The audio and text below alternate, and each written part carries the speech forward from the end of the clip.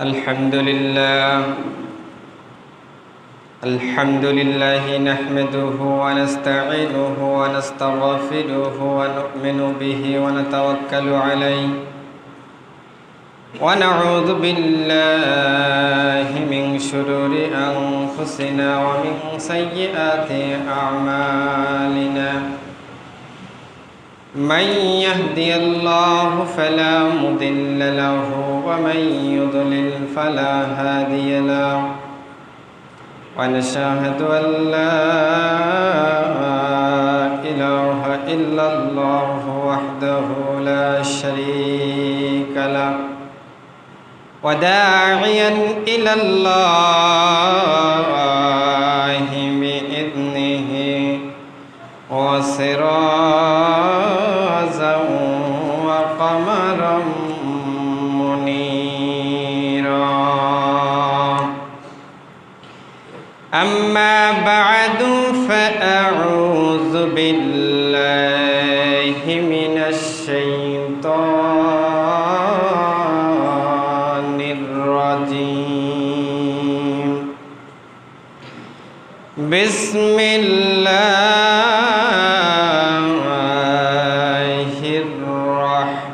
الرحمن الرحيم ومن أهل الكتاب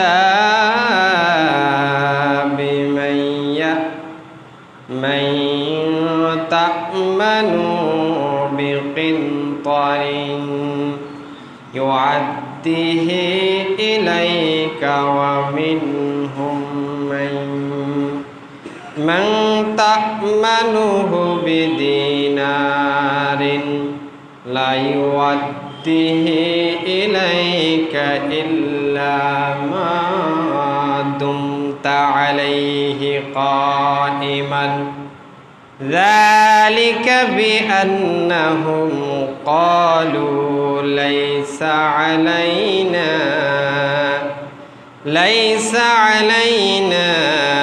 في الأميين سبيل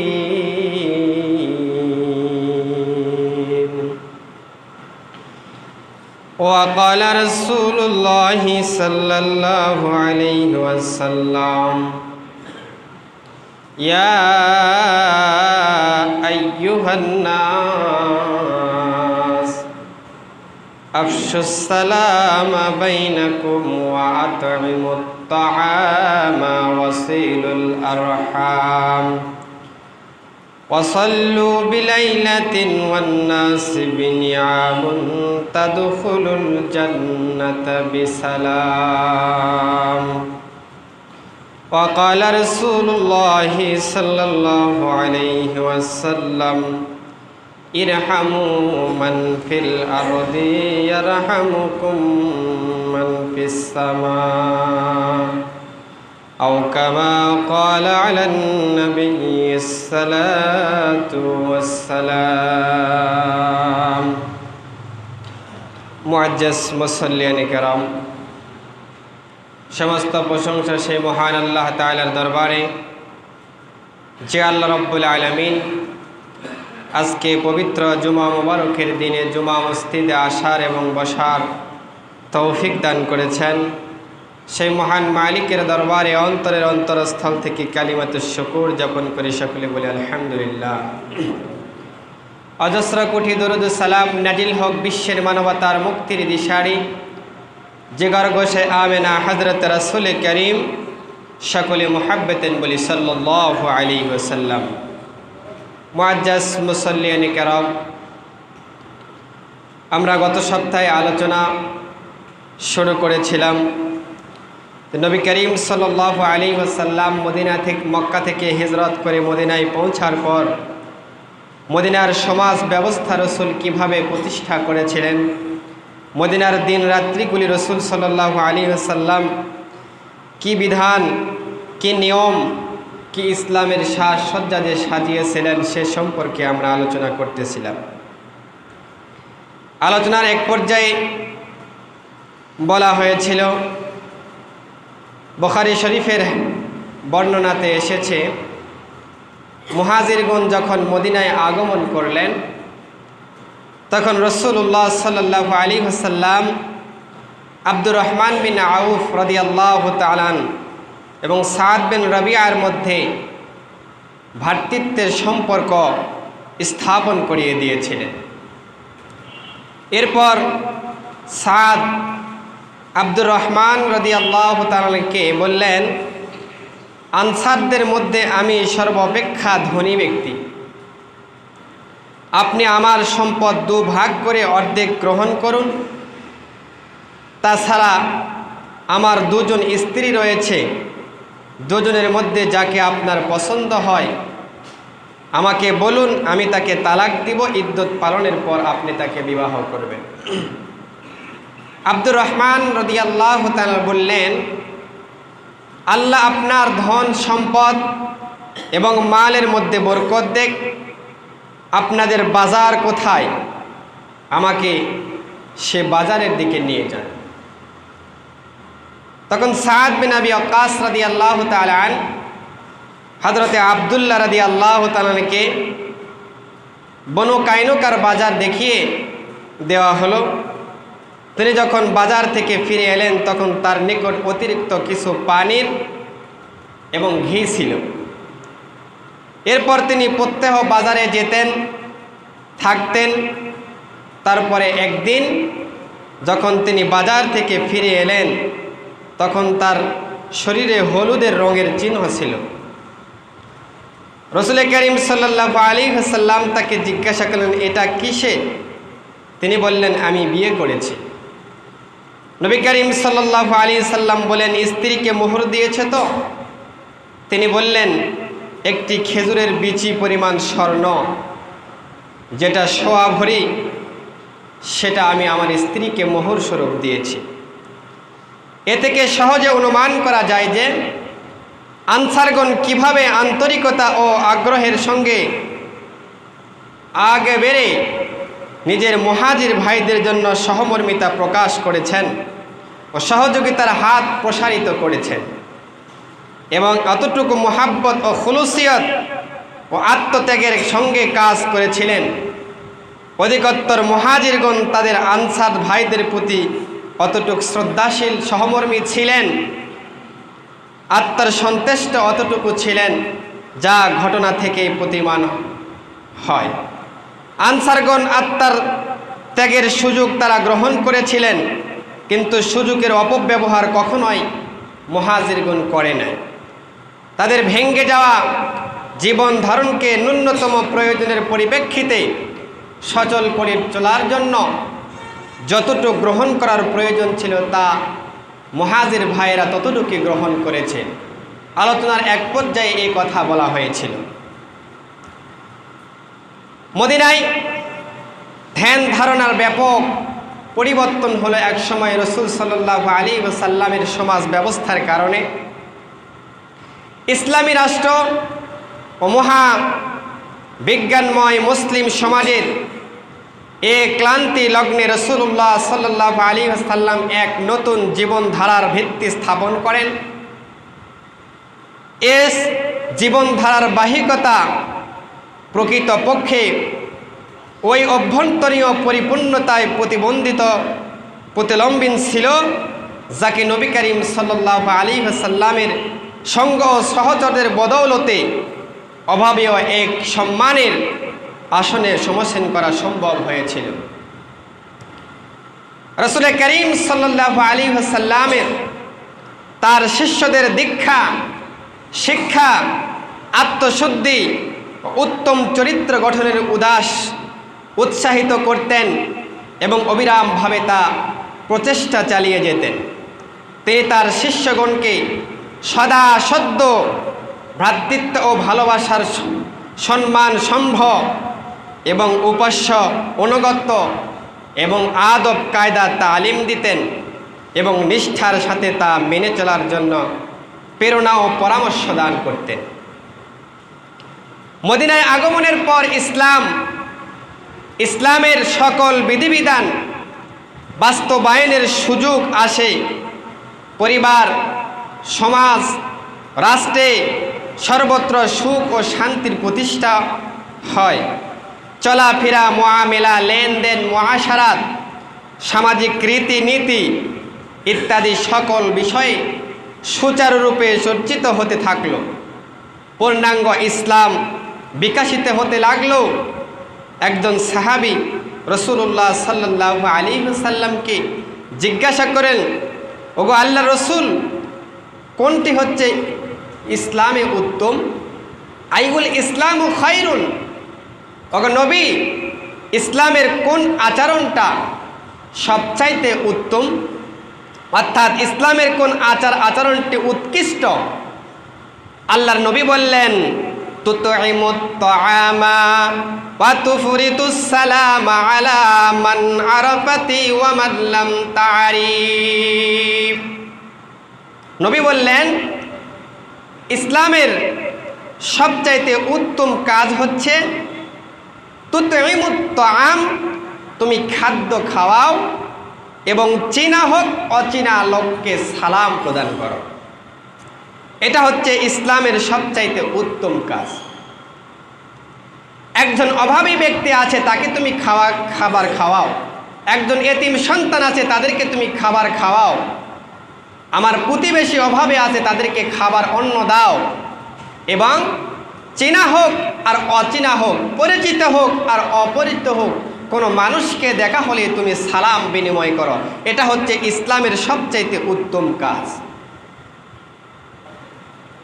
আব্দুল্লাহ বিন সালাম রাদিয়াল্লাহু তাআলা বর্ণনা করেন যে রাসূলুল্লাহ সাল্লাল্লাহু আলাইহি ওয়াসাল্লাম যখন মদিনায় আগমন করলেন, তখন আমি তার দরবারে হাজির হয়ে তার পবিত্র মুখমণ্ডল প্রত্যক্ষ করে স্পষ্ট উপলব্ধি করতে পারছিলাম যে এ কামনীয়, রমণীয়, সুষম দেহের অধিকারী ব্যক্তি মুখমণ্ডলটি কোনো মিথ্যক মানুষের হতে পারে না, কোনো জাদুকরের হতে পারে না। এটা স্বয়ং আল্লাহ তাআলার পক্ষ থেকে একজন মনোনীত বান্দা, যাকে আল্লাহ রাব্বুল আলামিন পবিত্র কোরআনের বাণী দিয়ে পৃথিবীর জমিনে প্রেরণ করেছেন। আল্লাহর নবী জনাবে মুহাম্মদুর রাসূলুল্লাহ সাল্লাল্লাহু আলাইহি ওয়াসাল্লাম এই আব্দুল্লাহ বিন সালাম রাদিয়াল্লাহু তাআলা আনহু বলেন, আমি যখন রাসূল সাল্লাল্লাহু আলাইহি ওয়াসাল্লামের মুখ থেকে দেখলাম, সর্বপ্রথম যে বাক্যটা শুনলাম তা আমি শ্রবণ করলাম, তা ছিল ইয়া আইয়ুহান নাস, হে দুনিয়ার লোক সকল, হে লোক সকল, আফসুস সালামা বাইনাকুম, তোমরা পরস্পর সালাম দেওয়ার রেওয়াজ প্রবর্তন করো। ওয়া আতঈমুত তাআম, এবং তোমার খাদ্য খাওয়াও, অন্যকে খাদ্য খাওয়াও, ভোগাত্ম ব্যক্তিকে খাদ্য খাওয়াও। ওয়াসিলুল আরহাম, এবং আত্মীয়তার বন্ধনটাকে অটুট রাখো। ওয়াসাল্লু বিল্লাইলি, এবং রাত্রিবেলা মানুষ যখন নিদ্রা ঘুমে আচ্ছন্ন হয়ে যায়, মগ্ন হয়ে যায়, তখন তুমি আল্লাহ তাআলার ইবাদত করো। তাদখুলুল জান্নাতা বিসালাম, এই ইবাদতের মাধ্যমে তোমার জান্নাতের পথটা নিরাপদ হয়ে যাবে, সহজ হয়ে যাবে। আব্দুল্লাহ বিন সালাম রাদিয়াল্লাহু তাআলা বললেন, রসুলের সর্বপ্রথম আমি যখন রসুলকে দেখলাম, রসুলের মুখে এই বাক্যই শুনলাম, হে পৃথিবীর লোক সকল, তোমরা একে অপরে পরস্পরের মধ্যে সালাম বিনিময় করো এবং ক্ষুধার্ত ব্যক্তিকে খাবার খাওয়াও এবং আত্মীয়তার বন্ধনকে অটুট রাখো। এবং মানুষ যখন ঘুমের মধ্যে মগ্ন হয়ে যাবে, সেই অবস্থাতে তুমি উঠে আল্লাহ তাআলার ইবাদত করো। এই কাজগুলি যদি তুমি সঠিকভাবে করতে পারো, আল্লাহ রাব্বুল আলামিন তোমার জন্য জান্নাতের পথকে সোজা বানিয়ে দেবেন। সুবহানাল্লাহ। আল্লাহর নবী জনাবে মুহাম্মদুর রাসূলুল্লাহ সাল্লাল্লাহু আলাইহি সাল্লাম বলেন, অনেক হাদিসের মধ্যে আল্লাহর নবী বলেন, লা তাদখুলুল জান্নাতা মান লা ইয়ামানু জারুহু বাওয়াইকা। আল্লাহর নবী প্রক্ষান্তরে আরেক হাদিসের মধ্যে বলেন যে ওই ব্যক্তি জান্নাতে প্রবেশ করতে পারবে না, এমনকি জান্নাতের ঘ্রাণ পর্যন্ত পাবে না, যার প্রতিবেশী তার অন্যায় অত্যাচার থেকে নিরাপদ নয়। আজকে আমাদের পাড়া প্রতিবেশী আমাদের থেকে নিরাপদ নয়। যদি আমার একটু অর্থ সম্পদের মালিক আমি হয়ে যাই, আমার যদি টাকা পয়সা ধন দৌলতের মালিক হয়ে যায়, পাড়া প্রতিবেশীকে আমি মানুষ বলে গণ্য করি না। এমন এক নগণ্য, এমন এক সমাজে আমরা বসবাস করি যে সমাজের টাকাওয়ালার সাথে টাকাওয়ালার কোনো মিল নাই, জমিওয়ালার সাথে জমিওয়ালার কোনো সম্পর্ক নাই, ধন সম্পদের মালিকের সাথে যে ব্যক্তির ধন সম্পদ নাই তার সাথে ওঠা বসা করতেও ঘৃণাবোধ মনে করে। আজকে অথচ আল্লাহর নবী জনাবে মুহাম্মদ রাসূলুল্লাহ সাল্লাল্লাহু আলাইহি ওয়াসাল্লাম আজ নয়, আজ থেকে ১৫০০ বছর আগে বলে গিয়েছেন, লা তাদখুলুল জান্নাতা মান লা ইয়ামানু জারুহু বাওয়াইকা। ওই ব্যক্তি জান্নাতের মধ্যে পর্যন্ত প্রবেশ করতে পারবে না যার প্রতিবেশী তার অন্যায় অত্যাচার থেকে নিরাপদ থাকতে পারবে না। আল্লাহ নবী আরো বলেন, আল মুসলিমু মান সালিমাল মুসলিমুনা মিন লিসানিহি ওয়া ইয়াদিহি। আল্লাহর নবী বলেছেন, প্রকৃতপক্ষে মুসলিম তো ওই ব্যক্তি যাহার জিহ্বা এবং হাত থেকে অপর কোনো মুসলমান ভাই নিরাপদ থাকে। অর্থাৎ জিহ্বার মাধ্যমে কারো আমি গীবত করলাম না, কারো শিকায়েত করলাম না, কাউকে গালি দিলাম না, আমার হাত দ্বারা কাউকে আঘাত করলাম না, আমার হাত দ্বারা কাউকে কোনো কিছু খারাপ কাজের দিকে অগ্রসর করলাম না। আমার হাত এবং মুখ এবং জিহ্বা থেকে যদি আমার প্রতিবেশী নিরাপদ থাকে, তাহলে আল্লাহ রসুল বলেছেন সেই তো হচ্ছে প্রকৃতপক্ষে মুসলিম, সেই তো প্রকৃতপক্ষে মুসলমান। আল্লাহর নবী জনাবে মুহাম্মদ রাসূলুল্লাহ সাল্লাল্লাহু আলাইহি সাল্লাম অপর এক হাদিসের মধ্যে বলেন, লা ইউমিনু আহাদুকুম হাত্তা ইউহিব্বা লি আখিহি মা ইউহিব্বা লি নাফসিহি। আল্লাহর নবী বলেন, তোমাদের মধ্যে কেউ প্রকৃতপক্ষে মুমিন হতে পারবে না। আল্লাহর নবী বলেছেন, তোমাদের মানুষগুলির মধ্যে ওই ব্যক্তি প্রকৃতপক্ষে মুসলমান হতে পারবে না, মুমিন হতে পারবে না, যতক্ষণ না তার অপর ভাইয়ের জন্য ওই সকল জিনিস পছন্দ করবে না যা সে নিজের জন্য পছন্দ করে। আমি আমার জন্য যা পছন্দ করলাম, আমি আমার আরেক মুসলমান ভাইয়ের জন্য সেটাই পছন্দ করব।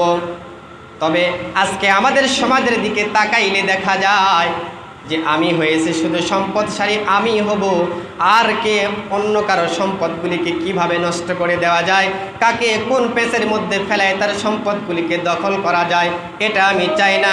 আমরা সেটাও চাই না, সেটা চাওয়ার মতন কোনো ব্যবস্থাও করি না।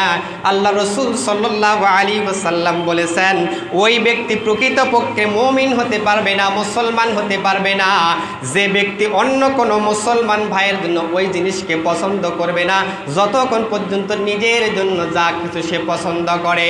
অর্থাৎ প্রকৃত মুমিন মুসলমান হতে গেলে আমি আমার জন্য যে জিনিসটাকে পছন্দ করব, আমি আমার থাকা খাওয়া পরা বাসস্থানের জন্য যে জিনিসটাকে পছন্দ করব, আমার একজন মুসলিম ভাইয়ের জন্য যথেষ্ট সেটাই চেষ্টা করব, সেটাইকে পছন্দ করব।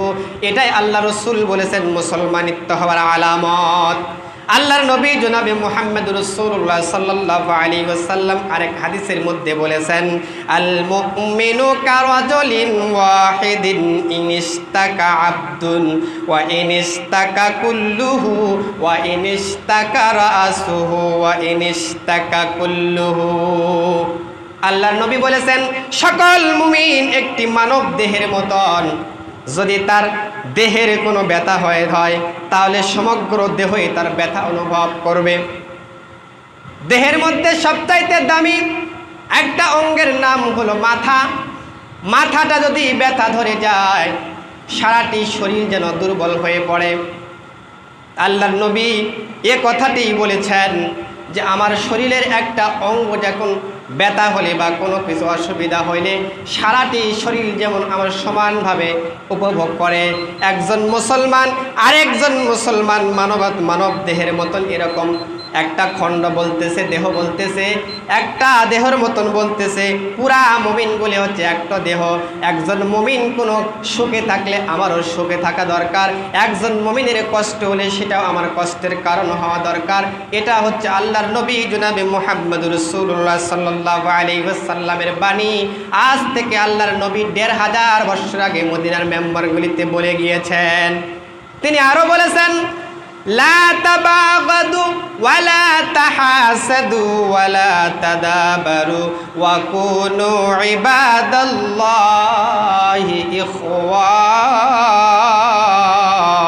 ইখওয়ান। আল্লাহর নবী বলেন, লা তাবাগাদু ওয়ালা তাহাসাদু ওয়ালা তাদাবারু ওয়া কুনু ইবাদাল্লাহি ইখওয়ানা ওয়ালা ইয়াহিল্লু লিল মুসলিমি আন ইয়াহযুরা আখাহু ফাওকা সালাসিন আয়াম। আল্লাহর নবী বলেছেন, নিজেদের মধ্যে হিংসা বিদ্বেষ রাখবে না, একে অপরের মধ্যে কখনো হিংসা বিদ্বেষ রাখবে না, রাগ করবে না। ওয়ালা তাদাবারু, একে অপরের মধ্যে কোনো রাগারাগি করবে না, একে অপর থেকে কখনো মুখ ফিরে নিবে না। আল্লাহর বান্দা অপরে কোন তোমরা ভাই ভাই হয়ে যাও। বলেছে ওয়া কুনু ইবাদাল্লাহি ইখওয়ানা। আল্লাহর নবী বলেছেন, তোমরা একে অপর মুমিন মুসলমান কি হয়ে যায়, ভাই ভাই হয়ে যায়। ইখওয়ান শব্দের অর্থ ভাই। ওয়ালা ইয়াহিল্লু লিল মুসলিম। আল্লাহর নবী বলেছেন, মুসলমানদের জন্য ওই বিষয়টি ওই পর্যন্ত কি নয়, জায়েজ নয়। আল্লাহর নবী জনাবে মুহাম্মদুর রাসূলুল্লাহ সাল্লাল্লাহু আলাইহি ওয়াসাল্লাম বলেছেন, ওই ব্যক্তির জন্য ওই সমস্ত কিছু জায়েজ না যতক্ষণ পর্যন্ত, আল্লাহর নবী বলেছেন, ওই সমস্ত মানুষের জন্য, মুসলমানের জন্য হালাল নয় যে 3 দিনের বেশি কোনো মুসলমান ভাইয়ের সাথে রাগ বশত অথবা কোনো কারণবশত 3 দিন কথা বলা বন্ধ করে দিবে। আল্লাহর নবী বলেছেন, 3 দিন পর্যন্ত যদি কথাবার্তা বন্ধ করে দেয় কোনো গুসার কারণ, রাগের কারণে, ওই ব্যক্তির জন্য সেটা হারাম ঘোষণা করেছেন। আল্লাহর নবী জনাবে মুহাম্মদুর রাসূলুল্লাহ সাল্লাল্লাহু আলাইহি ওয়াসাল্লাম অপর এক হাদিসের মধ্যে বলেছেন, আল মুসলিমু আখুল মুসলিম লা ইয়াজলিমুহু ওয়া লা ইয়াসলিমুহু ওয়া মান কানা ফি হাজাতিন আখি কানাল্লাহু ফি হাজাতিহি ওয়া মান ফারাজা আন মুসলিমিন কুরবাতান ফারাজাল্লাহু আনহু কুরবাতান মান কুরবাতিন ইয়াউমাল কিয়ামাতি ওয়া মান সাতারা মুসলিমান সাতারাহুল্লাহু ফিদ দুনিয়া ওয়াল আখিরাহ। আল্লাহর নবী বলেছেন, মুসলিম কোনো মুসলমান ভাই তার প্রতি অন্যায় করবে এবং তাকে শত্রুতার হাত থেকে অর্পণ করবে, শত্রুতার হাতে অর্পণ করবে।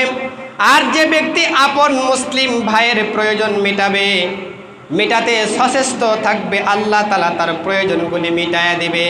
কোনো মুসলিম যদি তার মুসলিম ভাইয়ের দুঃখ কষ্ট দূরীভূত করে, তবে আল্লাহ তাআলা কিয়ামতের দিন তার সমস্ত দুঃখ কষ্টগুলিকে দূরীভূত করে দিবেন।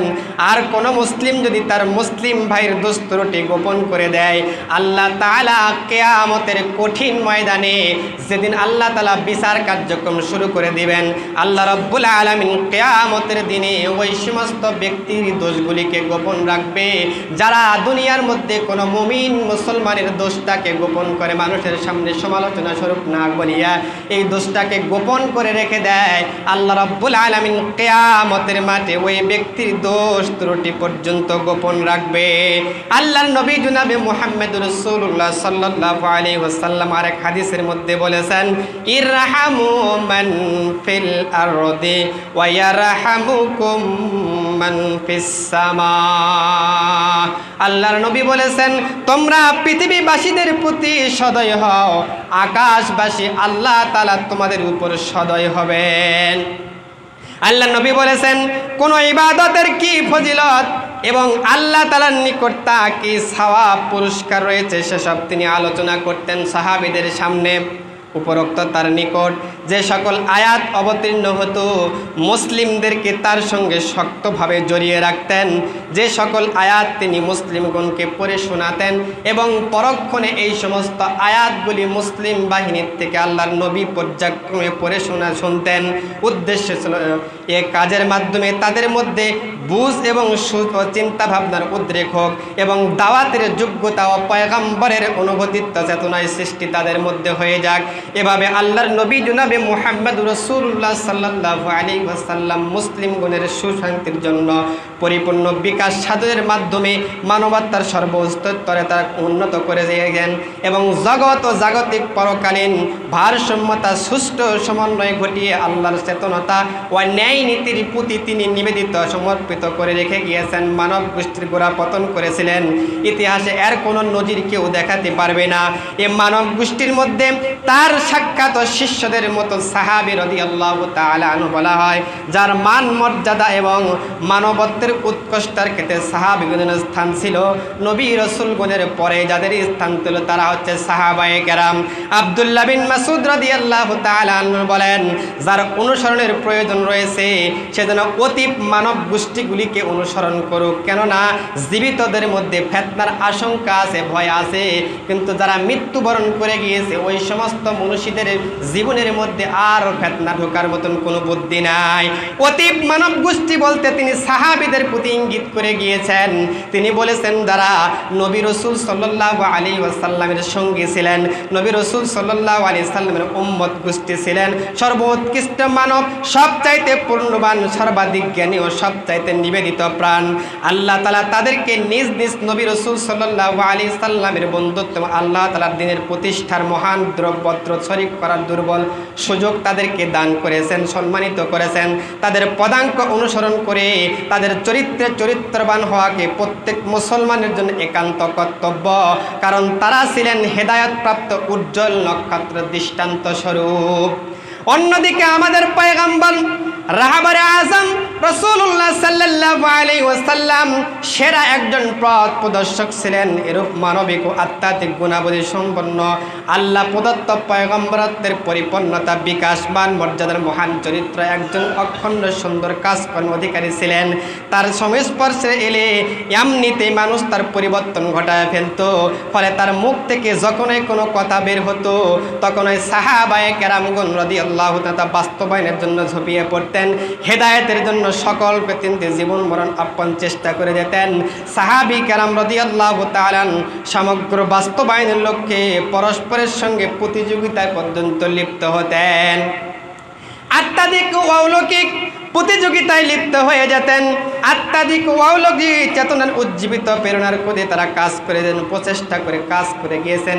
এমনকি জীবনধারার পরিবর্তন করতে সক্ষম হয়েছিল আল্লাহর নবীর জনাবে মুহাম্মদ রাসূলুল্লাহ সাল্লাল্লাহু আলাইহি ওয়াসাল্লামের সংস্পর্শে এসে অখণ্ড মানব ইতিহাসে যা ছিল সর্বোচ্চ মানবের একদিন অখ্যাত পশ্চাৎ জীবনধারার তিনি এমন এক সর্বনিয়ম নীতি আচরণ পরিবর্তন করলেন যা যুগ যুগান্তর ধরে মানব জাতিকে শান্তি ও স্বস্তির মুক্তির আহ্বান স্বাদ অনুভব করতে তুলেছেন।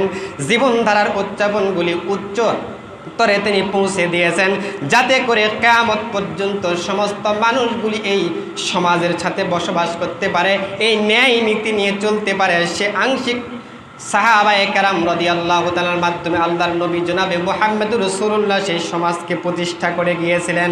মুসলিমগণের এহেন পরিস্থিতির জীবনধারায় কিছুটা যেমন আবিষ্কৃতভাবে ইতিহাসের মোড় পরিবর্তন করে দিয়েছিল, পৃথিবীর ইতিহাসের মোড় পরিবর্তন করেছিল মদিনায় হিজরতের পরে।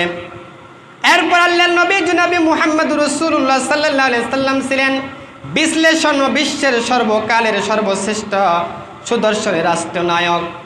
তিনি তার রাজনৈতিক ও পারদর্শিতা দ্বারা অবলোকন করলেন যে মদিনা ও পার্শ্ববর্তী অঞ্চলে বসবাসকারী ইহুদি, খ্রিস্টান ও পৌত্তলিক ও মুসলিমদের মধ্যে সহাসম্বস্ততা ও সম্প্রীতি স্থাপন না হলে একটি সুসংস্থ রাষ্ট্র প্রতিষ্ঠা করা সম্ভব নয়। তাই তিনি 4 জাতির লোককে নিয়ে একটি আন্তর্জাতিক সনদ রচনা করলেন। এই সনদকেই বলা হয় মদিনা সনদ। হিজরতের পর মুহাজির ও আনসারদের সমন্বয়ে গঠিত মদিনায় মুসলিম সমাজকে পারস্পরিক ও আস্থা, বিশ্বাস ও সুদৃঢ় ভ্রাতৃত্বের বন্ধন এবং পরিচ্ছন্ন নিয়ম ও শৃঙ্খলার উপর প্রতিষ্ঠিত করতে নবী করিম সাল্লাল্লাহু আলাইহি ওয়াসাল্লাম যখন সক্ষম হলেন, তখন মদিনার অমুসলিম জনগোষ্ঠীর সঙ্গে সম্পর্ক, উন্নয়ন ও সমঝোতা গড়ে তুলে কাজ করে মনোনিবেশের করার জন্য আল্লাহর নবী তার কার্যক্রমে ছিল 3 জাতিকে ধর্ম নির্বিশেষে যার কিছু আছে। ধর্ম নির্বিশেষে সকল মানুষের সুখ ও সমৃদ্ধ বরকতের জীবনের পথ প্রদর্শন করার জন্য মদিনাবাসী ও পার্শ্ববর্তী জনগোষ্ঠীর মধ্যে ঐক্যবোধ সৃষ্টি ও একাত্মবাদ সৃষ্টি করার জন্যে, সমাজের শান্তি শৃঙ্খলা করার জন্যে, এই লক্ষ্যে উদার উন্মুক্ত মানবাধিকার নিয়ে সর্বপ্রথম আল্লাহর নবী যে রাষ্ট্রনায়কের দায়িত্ব পালন করেছিলেন, সেই মদিনা সনদের মধ্যে কয়েকটি ধারার আল্লাহর নবী জনাবে মুহাম্মদ রাসূলুল্লাহ প্রণয়ন করেছিলেন। মদিনার মুসলিমগণের নিকট প্রতিবেশী ছিল ইহুদিগণ। মদিনায় মহানবী সাল্লাল্লাহু আলাইহি ওয়াসাল্লাম হিজরতের সঙ্গে সঙ্গে মুসলিমগণের সুশৃঙ্খল সমাজ সংগঠন হলো। ইসলামী রাষ্ট্রের গোড়া পতন ও অবনয়ের শক্তি সামর্থ্যের ব্যাপারে তারা সতর্কতার সঙ্গে সব কিছু অবলোকন লক্ষ্য করতে যাচ্ছিল এবং সমাজ ও রাষ্ট্রীয় সম্প্রীতির কারণে জীবনের সকল ক্ষেত্রে মুসলিমগণের সাথে শত্রুতা পোষণ করতে থাকতো ইহুদিরা, কিংবা ঝগড়া বিবাদে লিপ্ত হওয়ার ভাব প্রকাশ করতেছিল। কাজে রাসূলুল্লাহ সাল্লাল্লাহু আলাইহি ওয়াসাল্লাম তাদের সঙ্গে একটি চুক্তি সম্পাদনের প্রয়োজন অনুভব করে চুক্তিতে আবদ্ধ হন। এই চুক্তিতে তাদের জানমালের সাধারণতার নিরাপত্তা এবং প্রবল ধর্মকদের প্রতিনিধি স্বীকৃতি দান করা হয়। তাদের দেশ ত্যাগ, মাল ত্যাগ রোধের মধ্যে ঝগড়া ফাসাদের ব্যাপারে কোনো নিয়ম নীতি করা হয়নি। নিম্নে সনদের কিছু মধ্যে উল্লেখ করা হলো। মদিনা সনদের মধ্যে প্রথম নাম্বার ধারা ছিল, আল্লাহর নবী জনাবে মুহাম্মদ রাসূলুল্লাহ সাল্লাল্লাহু আলাইহি সাল্লাম বলেন, বনু আউফের ইহুদিগণ মুসলিমদের সঙ্গে মিলেমিশে একই উম্মতের মতো থাকবে, কিন্তু উভয় সম্প্রদায়ের লোকেরাই নিজ নিজ ধর্ম পালন করবে, এটা তাদের নিজেদের অধিকার হিসেবে গণ্য হবে। ঠিক তেমনিভাবে তাদের সঙ্গে যারা সম্পর্কিত তাদের ও তাদের দাস দাসীদের বেলায়ও গণ্য হবে। বনু আউফ ছাড়া অন্যান্য ইহুদিদের ক্ষেত্রেও তা প্রযোজ্য হবে। মদিনা সনদের 2 নাম্বার ধারা ছিল, মুসলিম এবং ইহুদি উভয় সম্প্রদায়ের লোকেরাই নিজ নিজ আয় উপার্জনের জিম্মায় থাকবে। 3 নম্বর ধারা ছিল, এ চুক্তির সঙ্গে সংশ্লিষ্ট কোনো পক্ষের সঙ্গে অন্য কোনো শক্তি যুদ্ধে লিপ্ত হলে চুক্তিযুক্ত পক্ষ থেকে সম্মিলিতভাবে তাদের বিরুদ্ধে যুদ্ধ করবে। এ চুক্তির সঙ্গে সংশ্লিষ্ট পক্ষদ্বয়ের লোকেরা নিজেদের মধ্যে সহানুভূতি ও সহযোগিতা পারস্পরিক উপকারের ভিত্তিতে কাজ করে যাবে, কোনো অন্যায় অনাচার কিংবা পাপাচারে লিপ্ত হতে পারবে না। 5 নম্বর ধারা ছিল, মিত্র পক্ষের অন্যান্য আনসারদের জন্য সংশ্লিষ্ট অন্য পক্ষের দোষী সাব্যস্ত করা যাবে না। কেউ কারো উপর জুলুম করলে জুলুমকে সাহায্য করা, মজলুমকে সাহায্য করতে হবে, জুলুমের পক্ষে সাহায্য করা যাবে না। কেউ আল্লাহর নবী জনাবে মুহাম্মদ রাসূলুল্লাহ সাল্লাল্লাহু আলাইহি সাল্লাম বলেন, চুক্তিবদ্ধ কোনো পক্ষ যুদ্ধে জড়িয়ে পড়লে যতদিন যুদ্ধ চলতে থাকবে ততদিন ইহুদিদেরকেও মুসলিমদের সঙ্গে যুদ্ধের খরচ বহন করতে হবে। এই চুক্তিভুক্ত সকলের জন্যই মদিনার কোনো প্রকারে হাঙ্গামা সৃষ্টি করা কিংবা রক্তপাত ঘটানো হারাম হবে। চুক্তিভুক্ত পক্ষগুলো কোনো নতুন সমস্যা কিংবা ঝগড়া ফাসাদে জড়িয়ে পড়লে উপক্রম হলে মীমাংসা করবে আল্লাহ ও তার রাসূল সাল্লাল্লাহু আলাইহি সাল্লামের দরবারে উপস্থিত হবে। কুরাইশ এবং তাদের সহায়তাকারীদের আশ্রয় দেওয়া চলবে না। ইয়াসরিবের উপর কেউ হামলা করলে, অর্থাৎ মদিনার উপর কেউ হামলা চালালে সম্মিলিতভাবে তাদের বিরুদ্ধে যুদ্ধ করতে হবে এবং নিজ নিজ অঞ্চল থেকে তা প্রতিহত করতে হবে। আল্লাহর নবী জনাবে মুহাম্মদ রাসূলুল্লাহ সাল্লাল্লাহু আলাইহি সাল্লাম ধারার মধ্যে আরও চুক্তি করেন, কোনো অন্যায়কারী কিংবা পাপীর জন্য চুক্তি সহায়ক হবে না। এ চুক্তি সম্পাদনের ফলে মদিনা এবং সংলগ্ন পার্শ্ববর্তী অঞ্চলসমূহ এক শান্তির স্বস্তির সমাজের রূপ পরিবর্তন করে দিল এবং যার রাজধানী ছিল মদিনার সর্বনিম্ন নেতৃত্ব ছিলেন আল্লাহর নবী জনাবে মুহাম্মদ রাসূলুল্লাহ সাল্লাল্লাহু আলাইহি ওয়াসাল্লাম। এই সাম্রাজ্য পরিচালনার ভিত্তি ছিল ইসলামী বিধিবিধান ও পরিচালনার ভাগের অংশীদার কর্মকর্তা ছিলেন মুসলিম। প্রকৃতপক্ষে এভাবে মদিনার ইসলামের হুকুমতের রাজধানীতে পরিণত হয়ে যায়। সুশৃঙ্খল এবং শান্তি অচিন্ত অঞ্চলের সীমারেখা সম্প্রদায়ের উদ্দেশ্যে নবী করিম সাল্লাল্লাহু আলাইহি ওয়াসাল্লাম পরবর্তী পর্যায়ে অন্যান্য গোত্রের সঙ্গে অবস্থান প্রেক্ষাপটে অনুরূপ চুক্তি সম্পাদন করেন। মদিনা সনদের অন্যতম শীর্ষস্থায়ী স্থান হলো প্রতিভ ও ধর্মীয় বিধিবিধানকে সমন্বয় হয়েছিল। মহানবী সাল্লাল্লাহু আলাইহি ওয়াসাল্লাম মদিনা সনদের মাধ্যমে পরকালে আল্লাহ তাআলার বিধানকে কার্যকর করেছিলেন। আল্লাহর বিধান ছিল সমগ্র মানব জাতির জন্য কল্যাণকর, তাই মদিনা সনদ সবার কাছে গ্রহণযোগ্য একটি সনদ। এর মধ্যে আল্লাহ তার রসুলের শ্রেষ্ঠত্ব প্রমাণিত হয়েছিল। বর্তমান বিশ্বের রাষ্ট্রীয় সংবিধানের দিকে লক্ষ্য করলে দেখা যায় এগুলো মদিনা সনদের অনেক পরের রচিত হওয়া সনদ। মদিনা সনদের পরে অনেক পরের এই সনদগুলি আমরা রচিত করেছি। এসব সংবিধানের বিভিন্ন সময় সংশোধিত হচ্ছে, তারপরেও তার নাগরিকদের খাতিরে পুরোপুরি গ্রহণযোগ্যতা অর্জন করতে পারতেছে না। সংবিধানের বিভিন্ন ধরনের বিভিন্ন ধারা থেকে দেশে প্রত্যাবর্তন করা হচ্ছে। অথচ আজ থেকে প্রায় ১৫০০ বছর আগে আরবে যখন অন্ধকার যুগ চলছিল, জাহেলিয়াতের যুগ চলতেছিল, যে যুগে শিশু সন্তান জন্ম নিলে মৃত্যু হয়ে যেত, যে যুগে মেয়ে সন্তান জন্ম নিলে মাটির নিচে জিন্দায় কবর দিয়ে দিত, এই জামানায় আল্লাহর নবী জনাবে মুহাম্মদ রাসূলুল্লাহ সাল্লাল্লাহু আলাইহি ওয়াসাল্লাম যে সনদটি প্রণয়ন করেছিলেন, আজ যদি পৃথিবীর রাষ্ট্রনায়করা এই সনদের উপর ভিত্তি করে দেশ চালাইতো, দশ চালাইতো, আজকে সমাজ ইসলামী সমাজ কায়েম হয়ে যেত। আজকে মদিনার সনদ অনুসরণ যদি করে আমরা চলতে পারতাম, আজকে আমাদের সমাজের মধ্যে হাঙ্গামা থাকতো না, দাঙ্গামা থাকতো না, মারামারি থাকতো না, রক্তপাত থাকতো না, অনুরূপ মানবতা দরদি থাকতো। যুগে যুগে আল্লাহর নবী জনাবে মুহাম্মদ রাসূলুল্লাহ সাল্লাল্লাহু আলাইহি ওয়াসাল্লাম যেই সংবিধানটি কায়েম করে গিয়েছে, আজকে পৃথিবীর রাষ্ট্রনায়করা যদি, পৃথিবীর মানুষরা যদি এই সংবিধান অনুযায়ী দেশকে পরিচালনা করত, দেশের মধ্যে এত দুর্নীতি থাকতো না, দেশের টাকা লুট করে বিদেশে বাড়ি বানাইতো না, দেশের টাকা আত্মসাৎ করে অন্যের দেশে টাকা কখনো পাঠাইতো না। আল্লাহর নবী জনাবে মুহাম্মদ রাসূলুল্লাহ সাল্লাল্লাহু আলাইহি সাল্লাম যেভাবে সমাজ ব্যবস্থা পরিচালনা করেছেন, আমাদেরকেও সেভাবে সমাজ ব্যবস্থা পরিচালনা করার তৌফিক দান করুক, আমিন। ওয়া আখিরু দাওয়ানা আলহামদুলিল্লাহি রাব্বিল আলামিন। যারা সুন্নাত পড়ে নাই কাবলার জন্য সুন্নাত আদায় করে